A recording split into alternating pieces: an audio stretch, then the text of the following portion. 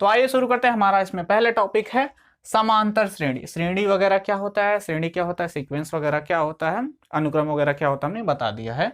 परिचय 9.1 में अगर ये सबको और समझना है तो वीडियो का लिंक मिल जाएगा, यानी परिचय 9.1 वाला वीडियो का लिंक मिल जाएगा डिस्क्रिप्शन में, वहां से जाकर के चेक कर सकते हैं। तो आइए शुरू करते हैं परिचय 9.2, जिसका पहला टॉपिक है समांतर श्रेणी। देखो समांतर यानी समान अंतर, समान अंतर, ठीक है। समांतर श्रेणी, श्रेणी क्या होता है हमने बता दिया, समांतर के बारे में थोड़ा सा डिफाइन करेंगे। जैसे हमारे पास एक श्रेणी दिया हुआ है, श्रेणी समझ में आता है ना क्या होता है, ठीक है। हमारे पास एक श्रेणी दिया हुआ है, 3 ले लेते हैं, 5 ले लेते हैं, 7 ले लेते हैं, 9, 11, ठीक है, यहीं तक रोक देते हैं, ठीक है। परिमित है, ठीक है। अपरिमित होता तो इनफाइनाइट तक जाता है, ये परिमित है यानी फाइनाइट है। चलो समान अंतर, यानी ध्यान से देखो, इन दोनों के बीच का अंतर, इन दोनों के बीच का अंतर, इन दोनों के बीच का अंतर, इन दोनों के बीच का अंतर, इन दोनों के बीच का अंतर समान है, ठीक है। 5 में से 3 को घटाएंगे तो भी 2 आएगा, 7 में से 5 को घटाएंगे तो भी 2 आएगा, 9 में से 7 को घटाएंगे तो भी 2 आएगा, ठीक है। तो इन दोनों का अंतर क्या है, इन सब का अंतर क्या है, समान है, यानी क्रमानुगत जो पद आ रहे हैं उनका जो अंतर है वो समान आ रहा है, ठीक है। इसीलिए हम इसको समांतर श्रेणी बोलते हैं, ठीक है। श्रेणी क्यों बोलते हैं तो समझ में आ गया होगा परिचय 9.1 में। और समांतर श्रेणी क्यों बोलते हैं ये अब समझ में आ गया होगा, क्योंकि इसमें अंतर जो है समान है कि नहीं। ध्यान से देखो, हमने किया क्या है, इसमें से इसको घटाया है, 7 में से 5 को घटाया है, 9 में से 7 को घटाया है, ठीक है। उल्टा मत घटा देना, उल्टा घटाओगे तो माइनस मतलब नेगेटिव में आएगा, ठीक है। चलो इसको हम डी बोलते हैं, ये जो अंतर होता है इसको हम डी बोलते हैं। अच्छा, अगर हम इसको A1 बोल दें, A2 बोल दें, A3 बोल दें, A4 बोल दें और A5 बोल दें, A6 तो है नहीं, ठीक है। तो जो अंतर आ रहा है वो ये आ रहा है, देखो A2 माइनस A1, ठीक है। और क्या आ रहा है, और क्या आ रहा है, A3 minus A2, A3 minus A2 तो भी 2 है, ठीक है। और भी आगे भी इक्वल है क्या, A4 माइनस A3 और ये बराबर है, ये बराबर है, ध्यान से देखो A5 माइनस A4, ये सब आपस में ही बराबर है, ठीक है। सब के सब इक्वल हैं, इसलिए हमने इसको डी बोल दिया। और जो डी जो है इसको हम बोलते हैं, क्या बोलते हैं, हाँ सर्वांतर, ठीक है, इसको हम सर्वांतर बोलते हैं।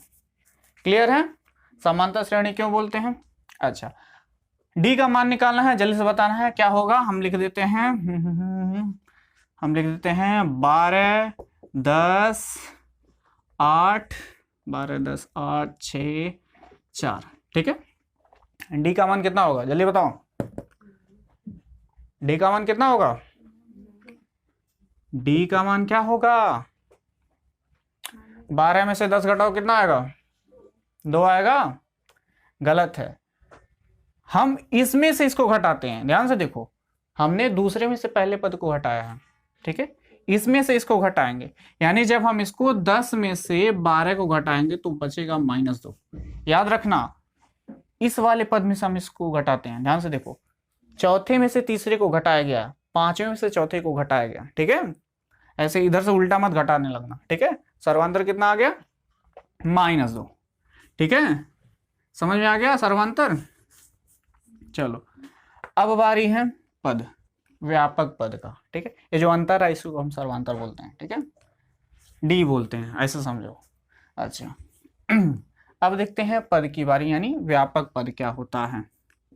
व्यापक पद, अब हम व्यापक पद समझते हैं, ठीक है। जैसे हमारे पास पहला पद कितना है, 3, ठीक है ना। अच्छा, दूसरा पद निकालना है तो हम क्या करेंगे, ध्यान से देखो, हमने इसी 3 में अंतर कितना है, 2 का, ठीक है, इसी 3 में हमने 2 को जोड़ दिया, ये आ गया हमारे पास दूसरा पद, ठीक है। अच्छा, तीसरा पद निकालने के लिए क्या किया गया, हम ये जो 3 है इसमें हमने इस 2 के साथ 2 हमारे पास अंतर है, इस 2 के साथ 2 गुणा करके जोड़ दिया है, 2 दूना 4, 3 7, ये हो गया हमारे पास तीसरा पद। अच्छा, चौथा पद के लिए क्या किया गया है, ये 3 है, ठीक है, अंतर कितने का है, 2 का, ठीक है।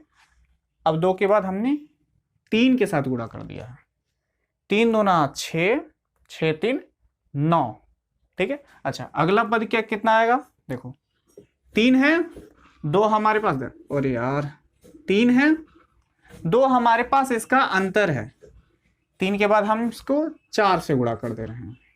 अच्छा, ध्यान से देखो, ये 5वां पद है तो हमने 4 से गुणा किया है, ये चौथा पद है तो हमने 3 से गुणा किया है, ठीक है। ये तीसरा पद है तो हमने 2 से गुणा किया है, ये दूसरा पद है तो इसमें हमने 1 से गुणा किया है, लेकिन हमने दिखाया नहीं है। चलो, अगर हमको छठवां पद निकालना हो तो क्या करेंगे, 3 है, ठीक है, और 2 हमारे पास इनका अंतर है, डी है ना, ठीक है। हमको कितना निकाल, छठवां पद हम 5 से गुणा करेंगे, ठीक है, 5 दूना 10, 3 13, तो इसका अगला पद क्या आएगा, 13, ठीक है। तो इसी में से बीच का कोई भी पद मान लो पूछ ले कि आप बताओ 61वां पद बता दो, तो क्या इतना बड़ा लिखोगे, नहीं ना। 61वां पद को निकालने के लिए क्या करोगे, 3 रहेगा, अंतर कितने कितने का है, 2 का। छठवां पद निकालना था तो हमने 5 से गुणा किया है, 60वां पद निकालना है तो हम किससे गुणा करेंगे, 61वां पद निकालना है तो कितने से गुणा करेंगे, 60 से। मान कितना आ जाएगा, 6 दूना 12, 120 और 3 123, ठीक है। यही है व्यापक पद, ठीक है। तो ध्यान से देखो, व्यापक पद निकालने के लिए हमारे पास फॉर्मूला बन रहा है an, nवां पद, nवां पद के लिए हमने क्या किया, 3 3 क्या है, पहला पद है, ठीक है, और पहले पद को हम a लिखते हैं, ठीक है।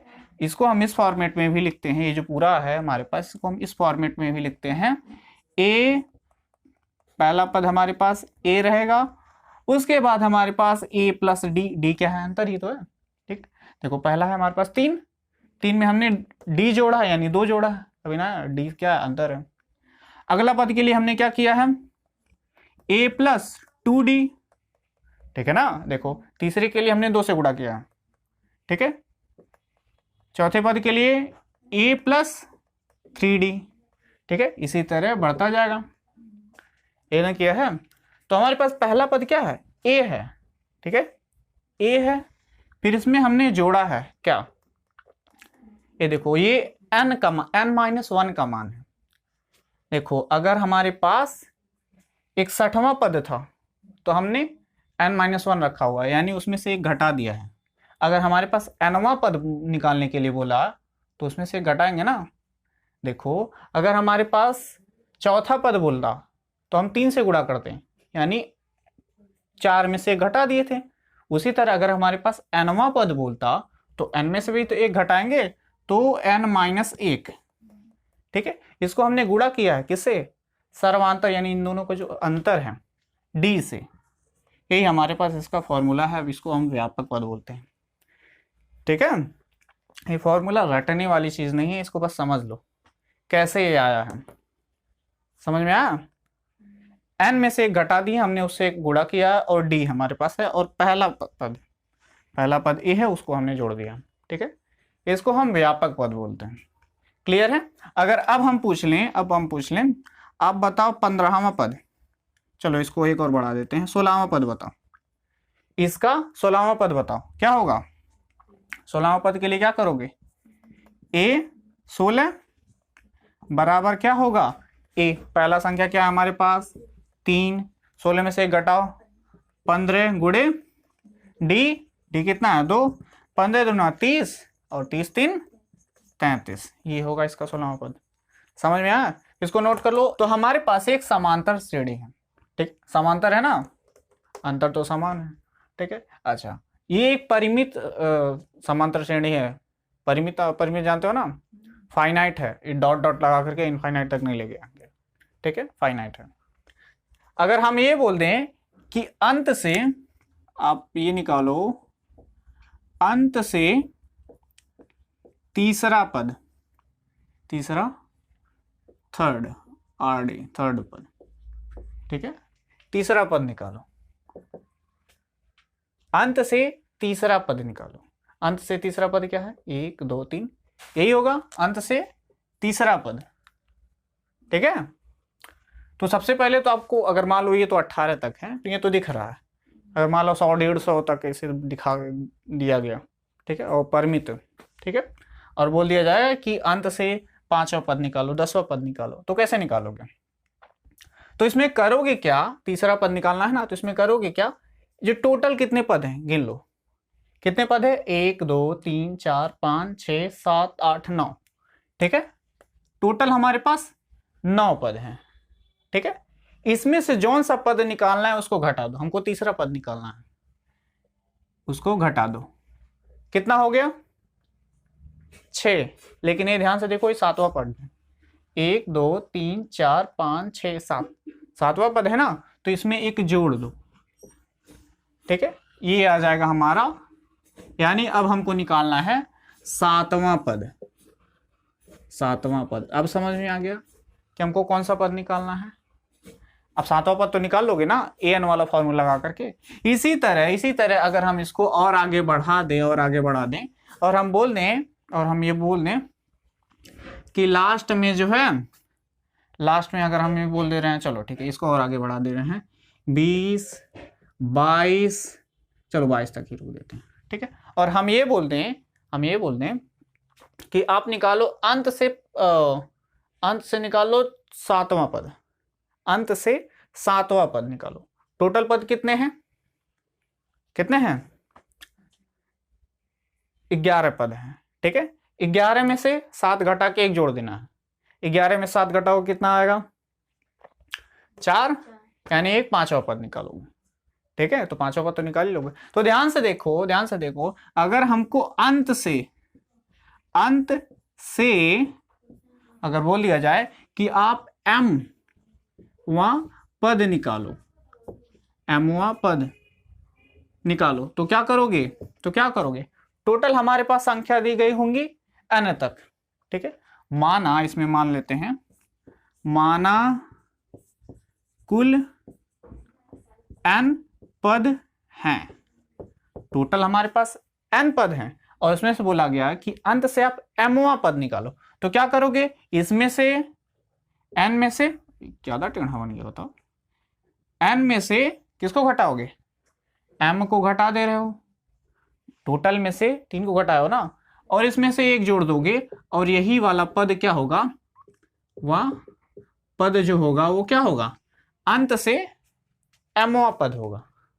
ठीक है, जैसे यहाँ पे 7वां पद आ गया, तो 7वां पद तो निकाल सकते हो ना, ये वाला फॉर्मूला लगा करके।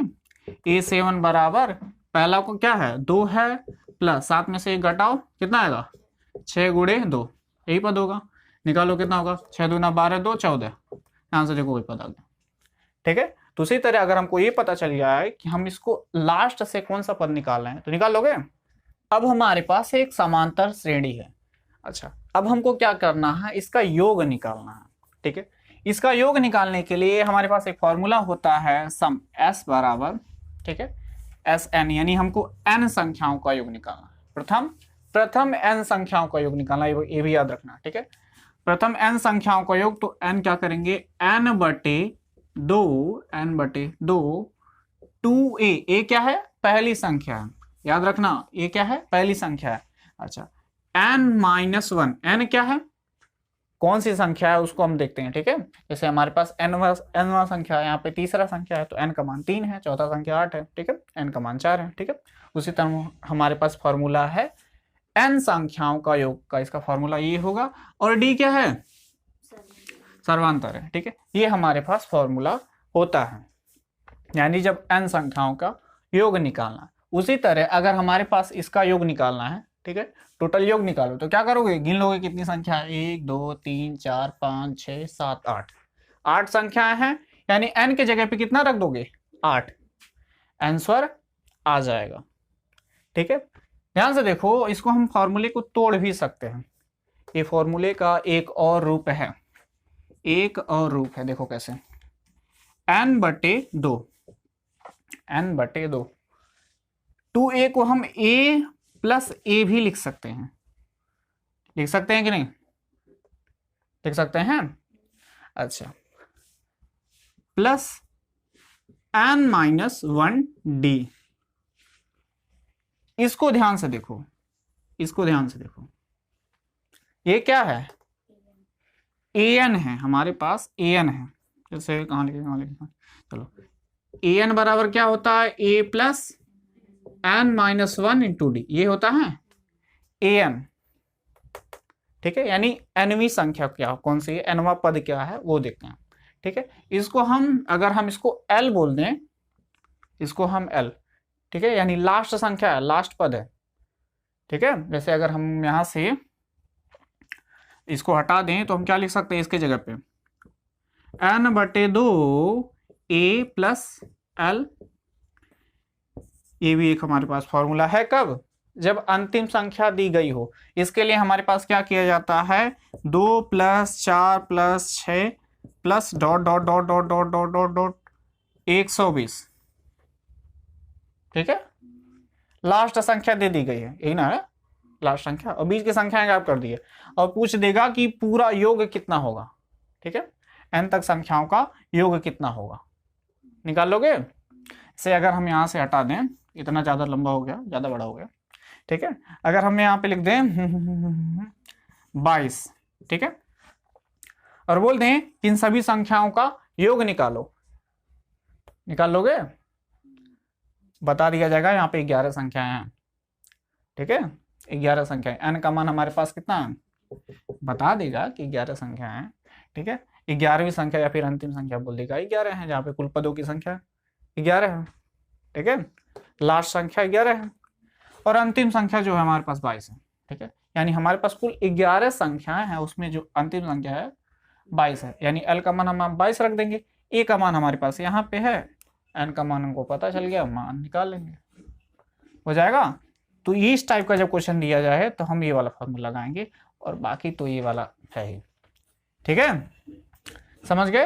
ये है पदों का योग, इस तरह हम निकालेंगे। इसके कुछ गुण को देखते हैं, इसको नोट कर लो। अब हम समांतर श्रेणी के कुछ गुणधर्म को समझते हैं। समांतर श्रेणी को हम शॉर्ट फॉर्म में एपी भी बोलते हैं, याद रखना, अर्थमेटिक प्रोग्रेशन, ठीक है, इसको हम एपी भी बोलते हैं। इसके कुछ गुणधर्म को देखते हैं। मान लेते हैं हमारे पास एक एपी दिया हुआ है, समांतर श्रेणी दिया हुआ है, इसमें हम किसी संख्या से अगर हम जोड़ें, गुणा करें, भाग करें, घटाएं, ठीक है, तो जो हमारे पास दोबारा जो श्रेणी प्राप्त होगा वो भी क्या होगा, एक समांतर श्रेणी ही होगा, ठीक है। जैसे हमारे पास जो एपी दिया है, हमारे पास जो पूरा एपी दिया है, इसमें अगर हम 2 जोड़ दें, इसमें अगर हम 2 जोड़ दें, इसमें जोड़ने का मतलब ये है कि इसमें जितने भी पद है उसमें सब में 2-2 जोड़ते जाएंगे, ठीक है ना। जैसे चलो 2 नहीं 3 जोड़ देते हैं। हमारे पास जो एपी दिया है इसमें हमको 3 जोड़ना है, ठीक है, यानी सभी पदों में 3-3 जोड़ करके देखो। इसमें 3 जोड़े तो ये 5 बन जाएगा, ठीक है, इसमें 3 जोड़ो तो ये 7 बन जाएगा, इसमें 3 जोड़ो तो ये 9, और ये 11, और ये 13, और ये 15, और ये 17, और ये 19, ठीक है। तो ध्यान से देखो, ये भी क्या है, एक एपी ही है, अर्थमेटिक प्रोग्रेशन, यानी समांतर श्रेणी ही है, ठीक है। यानी अगर हमारे पास कोई एपी दिया है, उसे हम किसी संख्या से कोई संख्या जोड़ते हैं, ठीक है, तो हमारे पास जो प्राप्त जो श्रेणी होगा वो भी क्या होगा, समांतर श्रेणी होगा, एपी ही होगा। अगर हम कोई संख्या मान लो घटा देते हैं, मान लो हम 1 घटा देते हैं, ठीक है, 1 हम इसमें से घटा देते हैं, तो देखो क्या आएगा, 1 आएगा, 4 में से 1 घटाओ कितना आएगा, 3 आएगा, 5 आएगा, 7 आएगा, और 9 आएगा, 11 आएगा, 13 आएगा, और एक 15 आएगा। ये भी क्या है, एक एपी है। कैसे पता चलेगा एपी है, इसका अंतर बराबर होगा। 3 में से 2 को घटाओगे 2 आएगा, 7 में से 5 को घटाओगे तो भी 2 ही आएगा, तो ये क्या है, एक एपी है। चलो एक और देखते हैं, एक और गुण इसमें। हमारे पास जो एपी दिया है उसे हम चलो 2 का गुणा कर देते हैं, 2 का सब में गुणा कर देते हैं, ठीक है। इसमें 2 का गुणा करो कितना आएगा, और ये और ये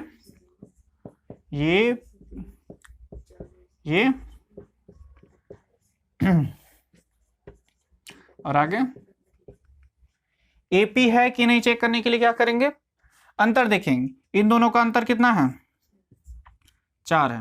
अरे क्या बन रहा है जी, 4 है, ठीक है, 4 है ना। इन दोनों का अंतर, इन दोनों का अंतर, सबका अंतर 4 ही 4 है, ठीक है, इन दोनों का अंतर भी 4 ही है। यानी क्या है, हमारे पास जो ये श्रेणी प्राप्त हुआ वो भी क्या है, एक एपी है। यानी हमको अगर हम इसमें कोई भी एपी दिया है उसमें हम किसी संख्या से गुणा करते हैं तो हमारे पास प्राप्त जो श्रेणी होगा वो भी क्या होगा, एक समांतर श्रेणी यानी एपी ही होगा। उसी तरह अगर हमारे पास कोई संख्या है, किसी संख्या से अगर हम इसमें भाग देते हैं, मान लेते हैं हम 2 से भाग देते हैं, तो भी जो श्रेणी प्राप्त होगा वो भी क्या होगा, एक समांतर श्रेणी ही होगा। क्लियर है, ये सब इसके गुणधर्म हैं। गुणधर्म पता है ना किसको कहते हैं, हाँ। चलो अब इसमें हम एक बहुत अच्छा सा फैक्ट देखते हैं। फैक्ट, तथ्य, तथ्य पता है ना क्या होता है, अमेजिंग फैक्ट, नाम सुने हो। चलो ध्यान से देखो, हमारे पास कुल कितनी संख्या है, मतलब एपी में कुल कितने पद है, 8 पद है, ठीक है। इसको और इसको जोड़ो, 2 + 16, ये बराबर होगा इसको और इसको जोड़ो 4 + 14, बराबर है। इसको और इसको जोड़ो, ये भी बराबर होगा, ठीक है। इसको और इसको जोड़ो, सब बराबर है। 16 2 18, 14 4 18, 6 12 18 और 8 10 18, ठीक है, समझ में आ रहा है। ये भी एक गुण है। अगर हम प्रथम संख्या और अंतिम संख्या को जोड़ते हैं वो बराबर होगा आगे से द्वितीय संख्या और पीछे से द्वितीय संख्या, आगे से तृतीय संख्या और पीछे से तृतीय संख्या, इन सबको जोड़ते हैं तो जो योग आ रहा है वो बराबर ही आता है। ये भी एक गुणधर्म ही है, ठीक है। अब हमारे पास एग्जाम्पल नंबर 4 है। यदि किसी एपी यानी समांतर श्रेणी का एमवा पद n तथा nवा पद m हो, ठीक है। देखो mवा पद n है और nवा पद m हो, ठीक है, तो pवा पद ज्ञात कीजिए। यानी हमको pवा पद निकालना है और m जो है n के बराबर नहीं है, ठीक है। अच्छा, अगर हमारे पास nवा पद निकालना होता था तो हम an बराबर क्या लिखते थे, a प्लस आगे n-1d, ठीक है। तो मान लेते हैं हमारे पास जो इसका पहला पद है वो a है, ठीक है। माना पहला, क्या लिखना है, पहला पद a है, ठीक है, ये a लिखा हुआ, माना पहला पद a है, ठीक है। तो mवा पद क्या होगा, mवा पद क्या होगा, a जहां m है वहां, जहां n है वहां m रख दो, am बराबर क्या होगा, a प्लस mवा पद निकालना है तो m में से घटा देंगे, ठीक है। तो m-1 बड़ा बढ़िया m बना है, ठीक है। और मान लेते हैं इसका सर्वांतर हमारे पास d है, ठीक है। ये किसके बराबर होगा, mवा पद किसके बराबर है, n है, यहाँ पे mवा पद n लिखा हुआ है, ठीक है। तो ये n के बराबर होगा, ठीक है।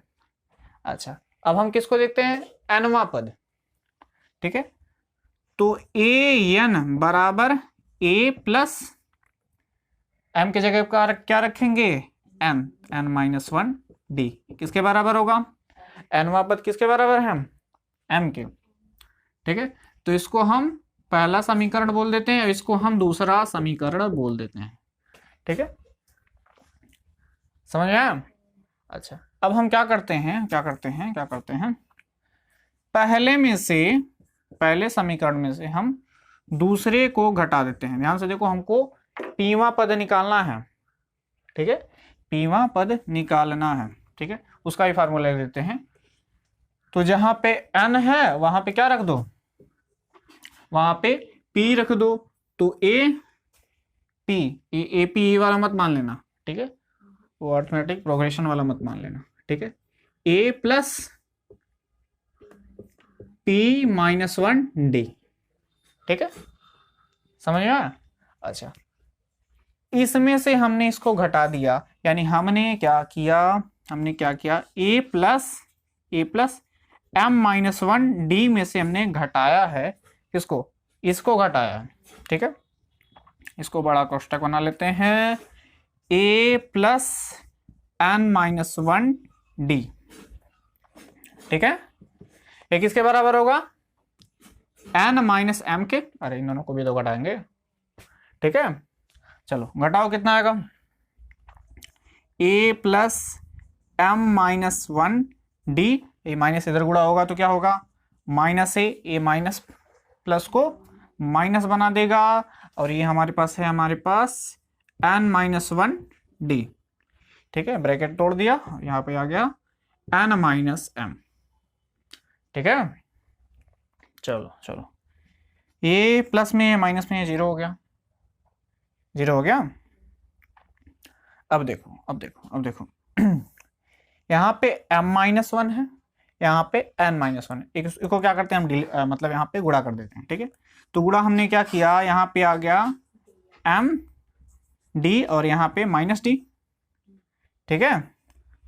इसको हमने माइनस को अंदर गुणा किया और d को n में गुणा किया, तो माइनस n d, और यहाँ पे इसको माइनस को इसमें गुणा किया तो माइनस माइनस प्लस, और यहाँ पे d आ गया बराबर n माइनस m, ठीक है।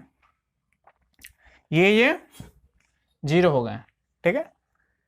इन दोनों में से हम d को कॉमन ले सकते हैं, md और nd में से हमने d को बाहर निकाल दिया, बचा क्या, m माइनस n d बराबर n माइनस m, ठीक है। देखो ये कैंसिल अभी नहीं हो सकता क्योंकि यहाँ पे m माइनस n है, यहाँ पे n माइनस m है, ठीक है। इसमें से हम माइनस वन कॉमन ले रहे हैं ताकि ये दोनों बदल जाए, इसका चिन्ह बदल सकता है कि नहीं, माइनस एक कॉमन ले लो इसमें से, जैसे ही हम इसमें से माइनस एक कॉमन लेंगे, माइनस इसमें से हमने माइनस कुछ ज़्यादा बड़ा हो गया, माइनस एक जैसे ही हम इसमें से कॉमन लेंगे तो m इधर आ जाएगा और n इधर चला जाएगा। ना समझ में आया तो इसको माइनस को इधर गुणा करो तो क्या हो जाएगा, m जो है माइनस में चला जाएगा और ये माइनस माइनस प्लस हो जाएगा, ठीक है। तो हमने इसमें से माइनस एक कॉमन ले लिया, अब ये कैंसिल आउट हो सकता है, d का मान कितना आ गया, d का मान तुमको माइनस एक मिल गया, ठीक है। अब हमारे पास d बराबर माइनस एक, यानी d का मान हमको मिल गया, ठीक है। अब हम क्या करते हैं, d का मान समीकरण एक में रखते हैं, ठीक है। समीकरण एक हमारे पास क्या है, इसको थोड़ा देर के लिए भूल जाओ, क्या है हमारे पास, n बराबर हमारे पास है a plus m minus one D, यही ना है समीकरण, यही ना है। जहां पे d है वहां माइनस एक रखो, जहां पे d है वहां माइनस एक रखो, n, अच्छा हम d को इधर भी रख सकते हैं, d को हम इधर भी ला सकते हैं, गुणा है ना, चाहे इसको इधर गुणा करो चाहे इसको इधर करो, ठीक है। तो d को हम इधर लेकर आते हैं, तो a प्लस जहां पर d है वहां क्या रख दो, माइनस एक रख दो, m माइनस वन, ठीक है ना। अच्छा, ये माइनस इस प्लस को क्या कर देगा, माइनस बना देगा, तो ये हो जाएगा n बराबर a minus m minus one, इतना आ जाएगा। यहां से हम a का मान निकाल नहीं सकते हैं, a माइनस में है तो a को यहीं रहने दो, इसको इधर लेकर आओ, ठीक है। तो a को हमने वहीं रहने दिया, तो इसको जब हम इधर लेकर आएंगे तो ये माइनस में है, तो इधर आएगा तो प्लस में हो जाएगा, तो n plus m minus one बराबर a, इसको हमने पूरा इधर लेकर आया तो ये माइनस से प्लस में हो जाएगा। a का मान हमको पता चल गया, अब a का मान इस वाले में रख दो, इसको हम समीकरण नंबर 3 बोल देते हैं, ठीक है। ये माइनस नहीं है, समीकरण नंबर 3 है, ठीक है। समीकरण नंबर 3 में रख दोगे तो ये p का मान तो आ जाएगा ना, वही तो निकालना है, p पद रख दो इसमें, तो ये AP कहाँ रखें, चलो यहीं रहने देते हैं, AP बराबर a की जगह पे क्या रखोगे, n, इसको तोड़ देते हैं, तोड़ सकते हैं ना, प्लस में है, ठीक है, m माइनस वन, अरे प्लस का अंदर गुणा करोगे तो ये टूट जाएगा, ए की जगह पे हमने इसको रख दिया, ठीक है, प्लस डी की जगह क्या रखोगे, -1 रखोगे, तो ये -1 इसको क्या कर देगा, प्लस को माइनस बना देगा, ठीक है। तो यहाँ पे माइनस आ जाएगा और यहाँ पे p-1 आ जाएगा, p-1 तो है, ठीक है। अच्छा, अब माइनस को अंदर गुणा कर दो, ए पी बराबर n प्लस m-1, माइनस का अंदर गुणा होगा तो -p -+1, ठीक है। ये +1 है, ये -1 है, ये कितना आ जाएगा, 0 आ जाएगा। तो ए पी बराबर क्या आ गया, n प्लस m-p, ये होगा पीवा पद, ठीक है, समझ में आ गया। तो इसको नोट कर लो। इसी में हमारे पास एक और टॉपिक है, समांतर माध्य क्या होता है, उसको देख लेते हैं। जैसे हमारे पास दो संख्याएं हैं a और b, ठीक है, a और b, हम बीच में ऐसी कौन सी संख्या रखें जिससे ये समांतर श्रेणी में कन्वर्ट हो जाए, ठीक है। इसको हमको समांतर श्रेणी में कन्वर्ट करना है, बीच में कोई संख्या रख करके, ठीक है। मान लेते हैं हमने बीच में संख्या a रखा है, ठीक है, a हमने बीच में कोई संख्या रखा है जिससे ये समांतर श्रेणी में बदल गए, तो a का मान क्या होगा, a का मान क्या होगा। अच्छा, a का मान क्या होगा, इसको निकालने के लिए हमारे पास तरीका है। तरीका क्या है, अगर ये समांतर श्रेणी में बदल गया, यानी a यहाँ पे रखने पे, कैपिटल A रखने पे, अगर ये जो है समांतर श्रेणी में बदल गया तो क्या होगा, इसका अंतर और इसका अंतर बराबर होगा, बराबर होगा ना। यानी हमारे पास a-a बराबर होगा b-a के, बराबर होगा ना। इन दोनों का अंतर, इन दोनों का अंतर बराबर होगा, ठीक है। देखो बहुत आसान है, a को इधर लेकर आओ, a को इधर लेकर आओ, -a को इधर लेकर आओ, +a हो जाएगा, ठीक है। -a को उधर लेकर जाओ, ये -a, इसको ना इसको, ठीक है।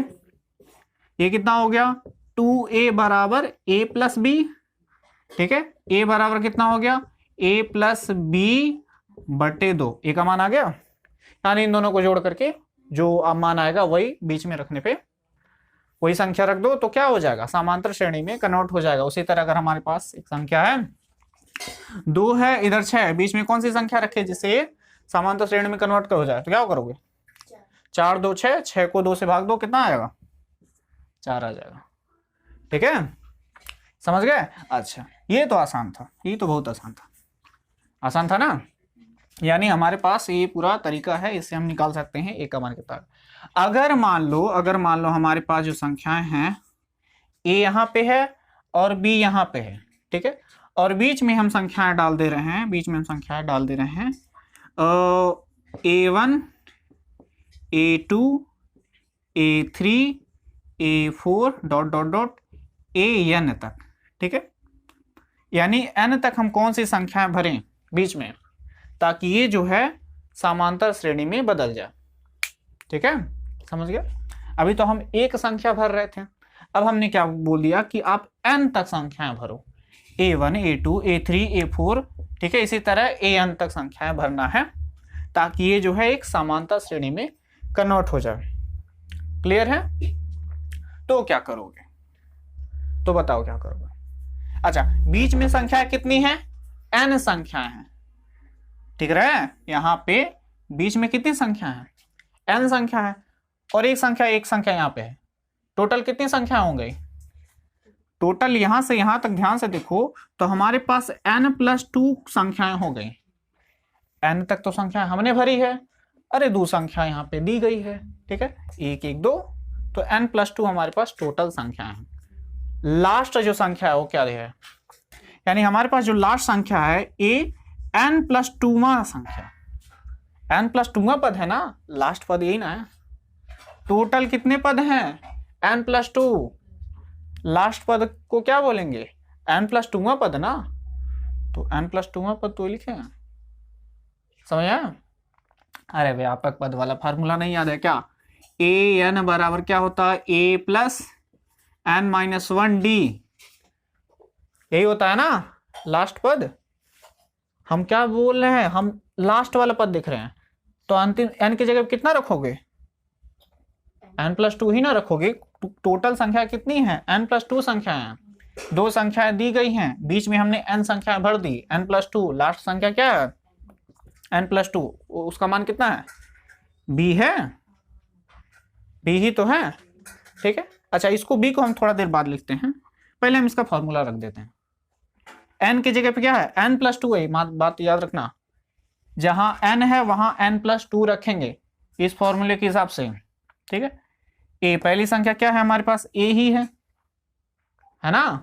अच्छा, प्लस n के जगह पे क्या है, n+2 है, n के जगह पे n+2 है, इसमें से एक घटाएंगे ना, टोटल संख्या में से घटा देते हैं।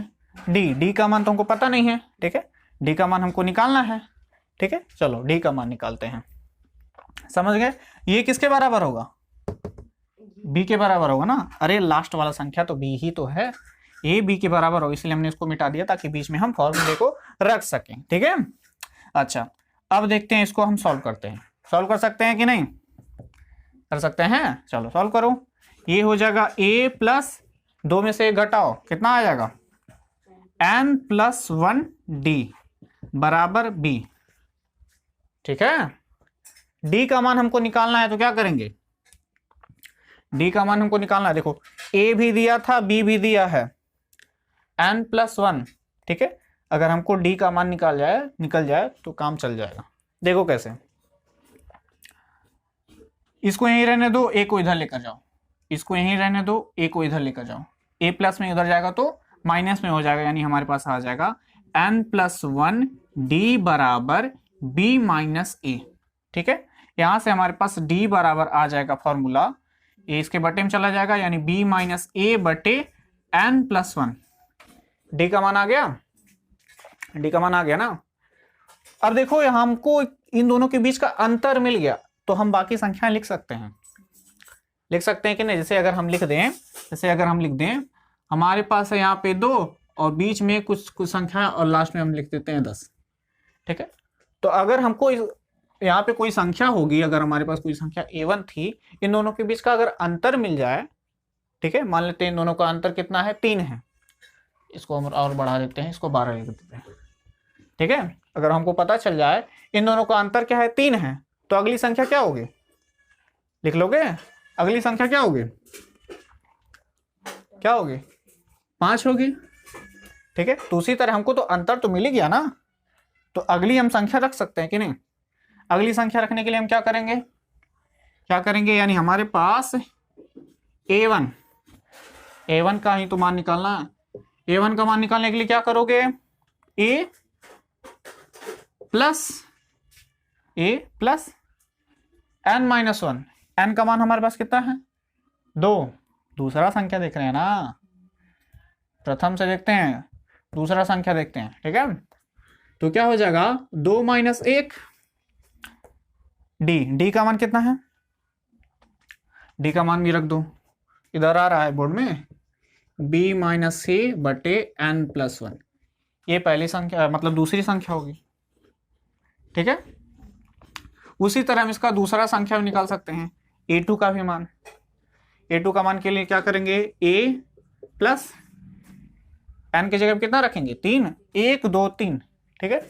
तो n की जगह पे 3 रखो, यानी 3 माइनस 1 और a b माइनस a बटे n+1, ए बी का मान हमने निकाला है। इसी तरह हम क्या निकाल सकते हैं, n तक संख्याएं निकाल सकते हैं कि नहीं, बाकी संख्या निकाल लोगे, ठीक है। जैसे हमारे पास पहली संख्या जो है वो 2 है और अंतिम संख्या हमारे पास 14 है, ठीक है। और हम बोल दें कि बीच में 3 ऐसी संख्याएं भरो कि ये जो है पूरा एपी में कन्वर्ट हो जाए, यानी समांतर श्रेणी में कन्वर्ट हो जाए, तो वो 3 संख्याएं कौन कौन सी होंगी।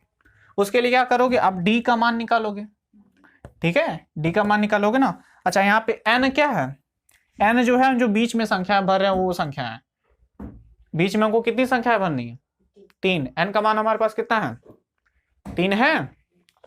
चलो, तो d का मान हमारे पास क्या आ जाएगा, इस वाले फॉर्मूले से, ये फॉर्मूले हमने डिराइव किया ना, तो d का मान कितना आ जाएगा, b माइनस a, b की क्या है, लास्ट वाली संख्या है ना, देखो यहाँ पे b तो लास्ट वाली संख्या है ना, लास्ट में कितनी संख्या क्या है, 14 है, तो 14 माइनस ए का मान कितना है हमारे पास 2, 14 माइनस 2 बटे एम। एन कितना है 3 है, बीच में कितनी संख्या है भरनी 3 प्लस 1 भी तो है, ठीक है। तो डी का मान हमारे पास कितना आ जाएगा 14 में से 2 घटाओ 12 बटे 4 कितना आ जाएगा 3 आ जाएगा। डी का मान हमारे पास 3 आ गया। तो अब बाकी संख्या नहीं लिख सकते हो इस तरह से। अरे डी का मान तुमको पता चल गया, पहली संख्या पता है, ठीक है, तो ये वाला फॉर्मूला लगा दो। दूसरी संख्या निकालनी है तो a2, दूसरी संख्या निकालनी है ना, तो ए का मान हमारे पास कितना है 2 प्लस n-1, ठीक है। यहां पे n का मान क्या होगा n-1 निकालना है ना, ठीक है।